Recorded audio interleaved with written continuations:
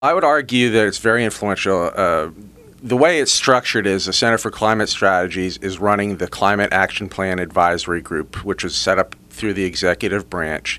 And then independent or separately from that, we have the Legislative Commission on Global Climate Change. So they're the ones who will actually make the laws. And the CAPAG and the Center for Climate Strategies have given a number of presentations as things have progressed to the Legislative Commission, informing them about what their findings are, what their recommendations are, and they all have to do with raising the costs of energy, land use regulations, all kinds of things that would raise costs of electricity, gasoline, and infringe upon our individual freedoms. So ultimately, the proposals that North Carolina legislators will be considering for yes or no implementation is basically coming from this organization. It's very strongly influential. It's not a binding law. They don't have the authorization to make law. But the Legislative Commission has been basically sitting around waiting for these folks to tell them what they think they should do. We've already seen a renewable portfolio standard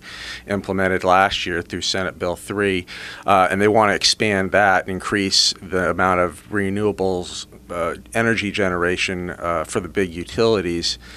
So you're going to see a lot more of those kinds of things, and they will increase the cost. And that's something that CCS is not truthful about. They're not honest about it. They're making some absurd economic claims like job creation. There'll be all kinds of jobs created. That's not realistic. You're adding taxes and raising cost of energy, and that's just not realistic.